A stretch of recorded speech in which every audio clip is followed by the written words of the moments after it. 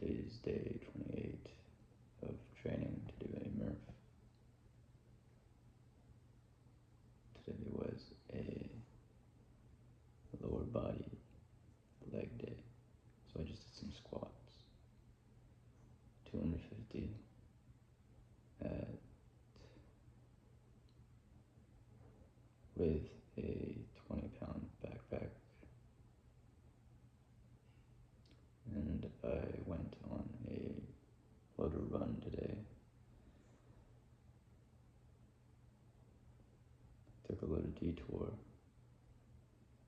on the path I was running, so I went a different way. I usually just run back and forth along the street that is right outside of my place or whatever. But today I decided that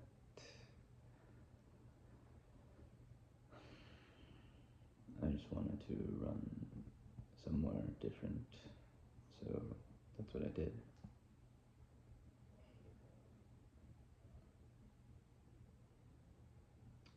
And I walked for a little bit as well. So I ran out about a mile and a half and then kind of just started walking back. And on the way, I was just looking around and kind of observing everything around me. And one of the things I did was walk on the railroad. So there's a railroad or train track very close to where I live. And I just decided to walk on it for a little bit.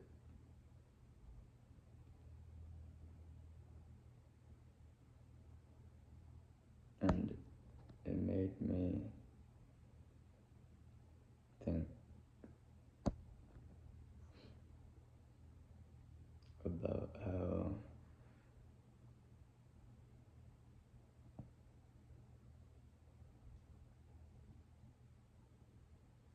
everything that's been built around me has been built by people in the past. Like actual people.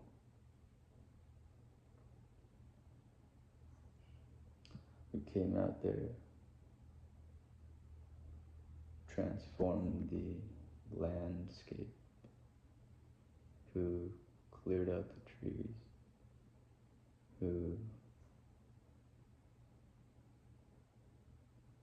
piled up the rocks, laid the foundations for those tracks to sit on.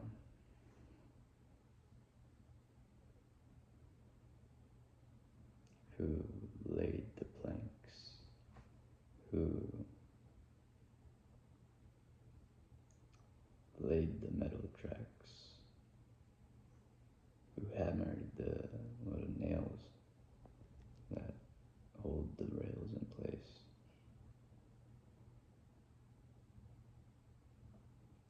who welded the machinery together. Not machinery, just metal, but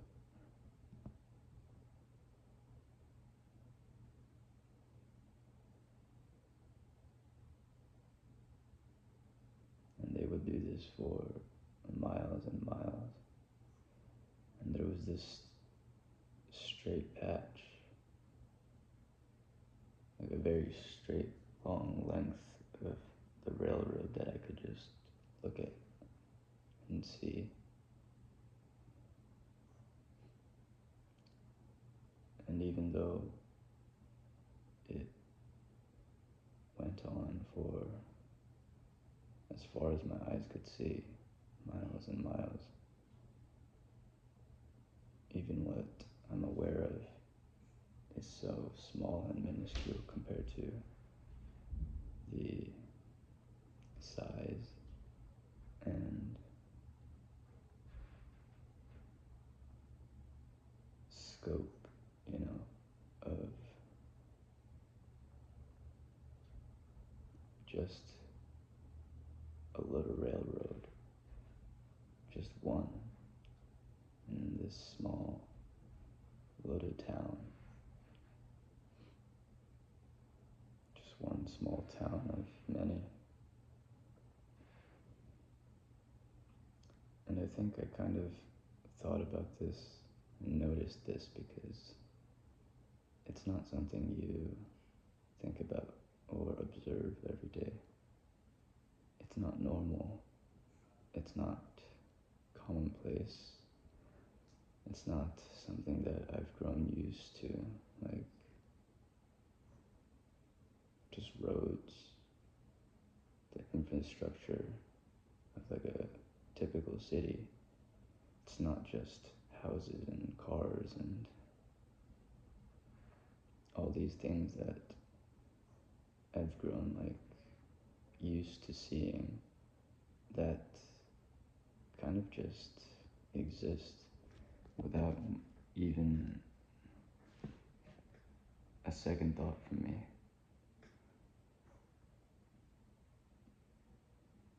Because the truth is, everything around me is probably just as, grand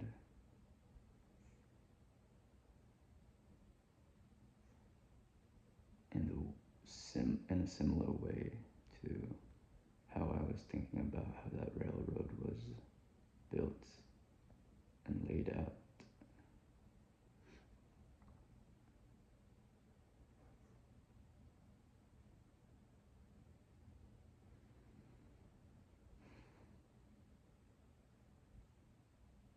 Just makes you feel pretty small sometimes.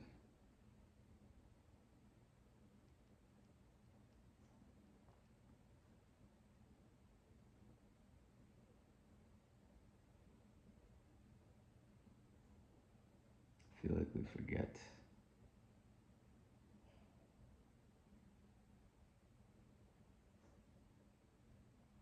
about things like that.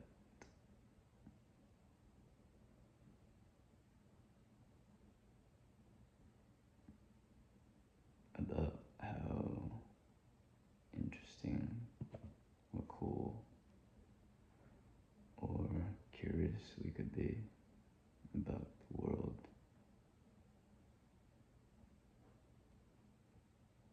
Because I get so caught up in just all the little things inside our own, minds.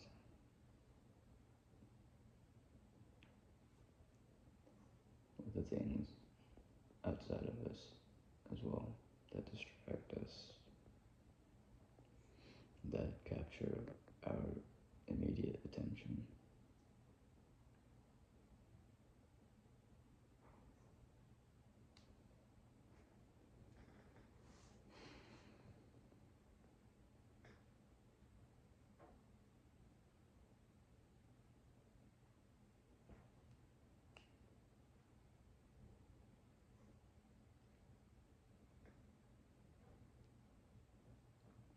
I was watching a video while I was working out to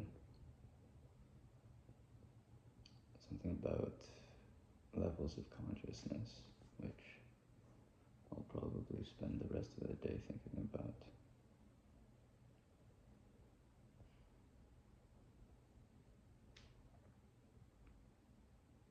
Going back to the railroad thing though, I was just looking at the railroad and I was really trying to visualize for a moment about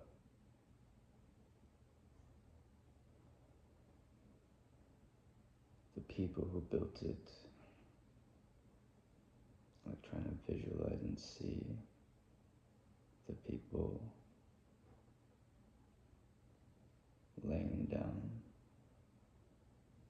the foundations of clearing out the space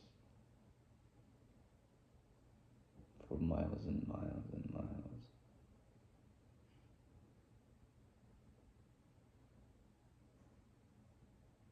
And how that was their job. And each one of those people probably had a family. And people loved them. And that in their free time they probably liked going to bars or hanging out or whatever it is those people did.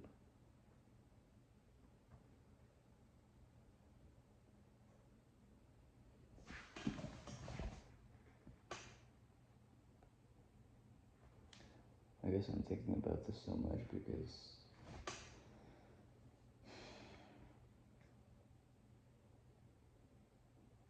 I find myself thinking about why I want to do things and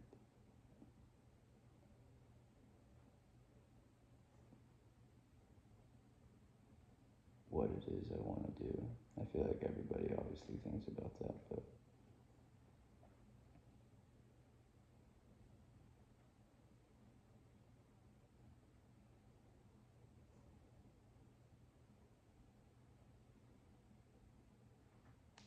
I feel like most people kind of just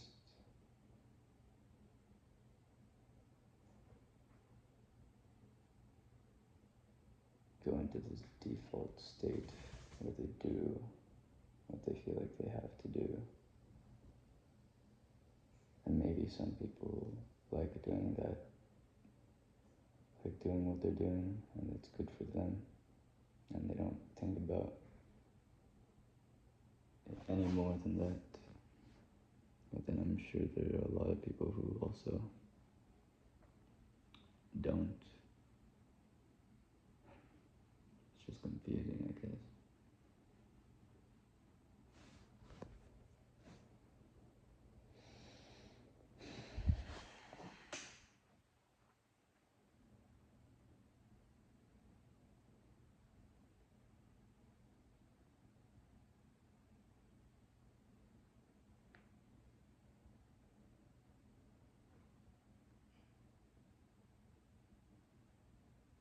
I was thinking a little bit yesterday about how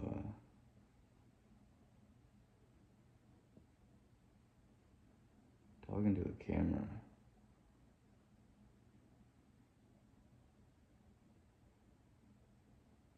I could start to see it more like I'm talking to another person on the other end, just like one other person. Like I'm just talking to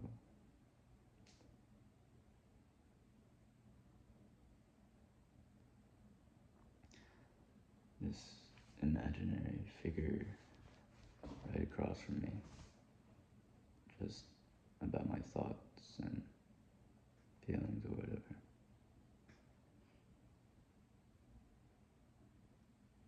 Could make it feel more personal, I suppose, but also I feel like it'd be a good visualization to help me get better at talking in general and speaking and being able to think on my feet. Because I noticed yesterday that there's a big difference between like just texting normally, like texting someone, versus speaking. Like there's a huge difference. It's so different. Like I'm pretty good at texting or writing or whatever, and being able to form and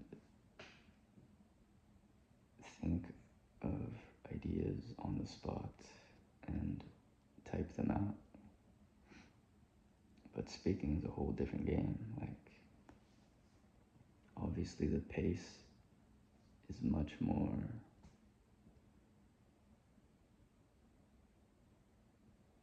the pace is much slower,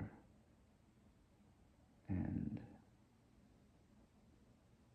the fact that there's so many different more layers or variables that go into making you a good speaker also is something to consider. How I put it yesterday was that texting, writing, communicating just through like letters or symbols or words in a visual format, all you can see of the other person is their consciousness. It's like when you're texting someone, all you're getting from them is their unfiltered stream of thoughts and ideas. That's how I see it, at least. And when you're texting, you don't have to worry about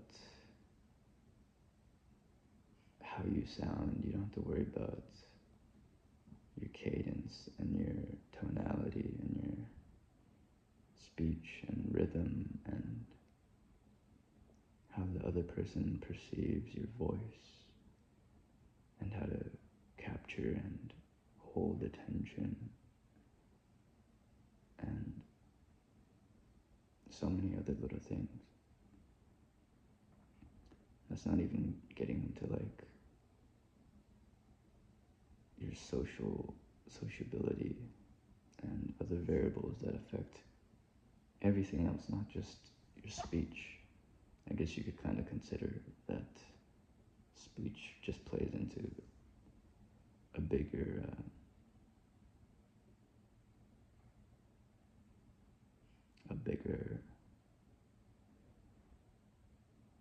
kind of web of like how you exist to other people.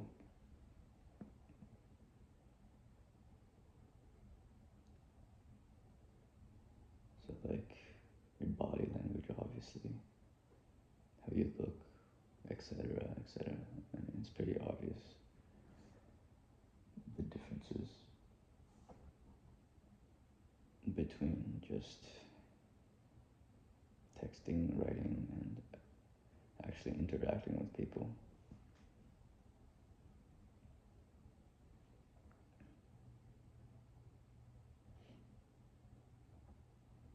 Because even also when you're interacting